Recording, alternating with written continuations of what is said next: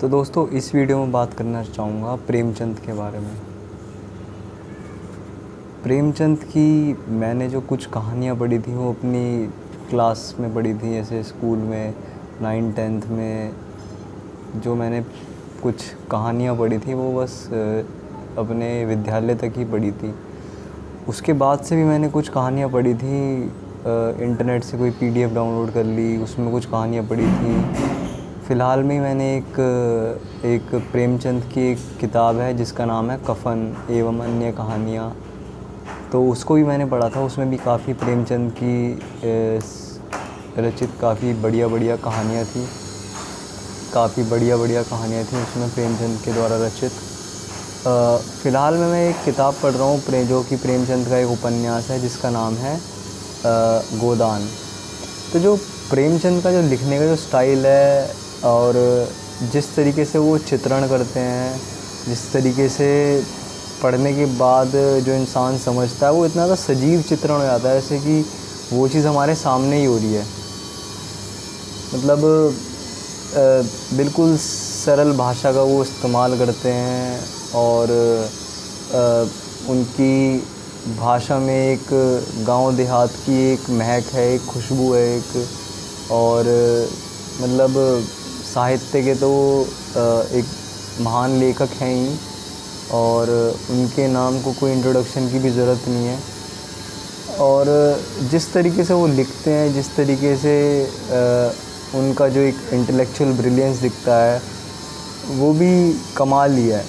एक गांव से होने के बावजूद भी एक इंसान में इतना ज़्यादा इंटेलेक्चुअल ब्रिलियंस, और वो भी उस टाइम पे जब शिक्षा का स्तर इतना अच्छा भी नहीं था। पर प्रेमचंद जो थे उनका बचपन से ही रीडिंग में एक इंटरेस्ट था, वो किताबें पढ़ना उन्हें अच्छा लगता था और कहीं ना कहीं पढ़ने में वो एक अपना एक सोलेस समझते थे, सोलेस वो देखते थे कि किताबें पढ़ने में। तो कुछ टाइम उन्होंने यही किताबों से रिलेटेड कुछ काम किया, फिर टीचर भी वो बने, किसी कोई प्राइवेट ट्यूटर टाइप। तो जो चित्रण होता है प्रेमचंद की जो किताबें वो बहुत ज़्यादा सजीव होता है, बहुत ज़्यादा लाइवली चित्रण होता है। तो फ़िलहाल मैं उनकी कुछ किताब पढ़ रहा था, एक ये गोदान। तो इसमें मैंने कुछ जो मुझे लगा कि जो अच्छी जो उन्होंने जो लिखा है उसको मैंने कुछ हाईलाइट करा है, तो वो मैं पढ़ना चाहूँगा। कि हीरा की बहू का नाम था पुन्नी, बच्चे 2 ही हुए थे लेकिन ढल गई थी, बनाव सिंगार से समय के आघात का शमन करना चाहती थी। मतलब ये है कि अब गांव वगैरह में लोग होते हैं गरीब, तो हर औरत जो है वो श्रृंगार वगैरह करके क्या करती है कि अपनी उम्र को छुपाने का प्रयास करती है।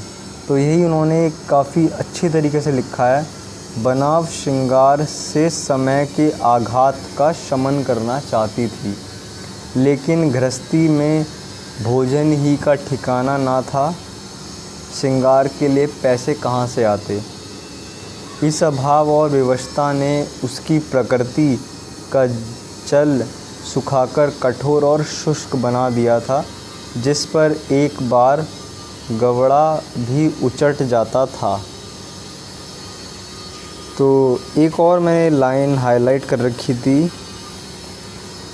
हाथ पांव कटकर गिर जाएंगे तो मैं तुझे लेकर चाटूँगा, तू ही मेरे बाल बच्चों को पालेगी, तू ही इतनी बड़ी गृहस्थी चलाएगी, तू तो तेरा भतार करके किनारे खड़ी हो जाएगी। तो ये जो मैं एक किताब पढ़ रहा हूँ गोदान, इसमें इतना ज़्यादा मज़ा आया पढ़ने में। गांव के दृश्यों को इतने अच्छे तरीके से चित्रण किया गया है। जो लोगों का संबंध अभी भी गांव से हैं वो तो इससे बिल्कुल रिलेट कर पाएंगे कि हाँ, गांव में इस तरह की बातें अभी भी होती हैं। और इतना ज़्यादा मतलब लाइवली एक इन्होंने लैंग्वेज का यूज़ किया है, इतना सरल भाषा में चित्रण किया है कि देखिए, अब मैं इंग्लिश की बुक्स पढ़ता हूँ तो मुझे उन्हें पढ़ने में काफ़ी टाइम लगता है, मुझे बैठना पड़ता है, अच्छी तरीके से समझना पड़ता है। कोई वर्ड ना आए तो फिर उसे गूगल करो, उसका मीनिंग सर्च करो। तो इंग्लिश की बुक्स पढ़ने में मुझे थोड़ा एफ़र्ट देना पड़ता है। पर ये जो हिंदी की बुक्स हैं ये मैं एक बारी में ही मतलब काफ़ी पेज पढ़ जाता हूँ, है ना। और बुक्स और ये हिंदी की कहानियाँ वाने तो एक तरीके से मैं अपना एक तरीके से शौक़ में अपना मज़े के लिए पढ़ता हूँ कि मतलब इतना मज़ा आता है पढ़ के कि, और प्रेमचंद की कहानी हो तो फिर और भी बात मज़ा आ जाता है। और मतलब कहना ये चाह रहा था कि हिंदी की जो किताबें हैं वो पढ़ने में मुझे आसान लगती हैं, क्योंकि कहीं ना कहीं हम लोग हिंदी बोलते हैं, हिंदी समझते हैं, हिंदी हमारी फर्स्ट लैंग्वेज है, तो पढ़ने में बहुत आसान लगती है। पर इंग्लिश की बुकों में थोड़ा एफ़र्ट देना पड़ता है। तो प्रेमचंद जैसे राइटर को अगर आप पढ़ेंगे, जो हिंदी के इतने बढ़िया राइटर हैं और मतलब one of the best writers of all time of Hindi language, वो प्रेमचंद हैं। किताबें जो उन्होंने उपन्यास लिखे हैं उनकी तो कोई मतलब उनकी तो कोई वो ही नहीं है कि उनका कोई मैच ही नहीं है। तो मेरा तो सबसे यही निवेदन है कि आप प्रेमचंद की किताबों को पढ़िए, क्योंकि उनमें जो सीख है वो हमारी डेली टू डेली लाइफ में यूज़ होती है।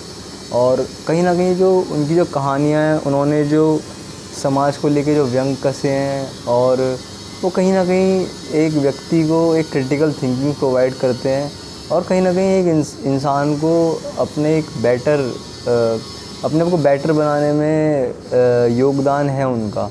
आप उनकी कहानियाँ पढ़ेंगे, आप बेटर बनेंगे आप। धन्यवाद।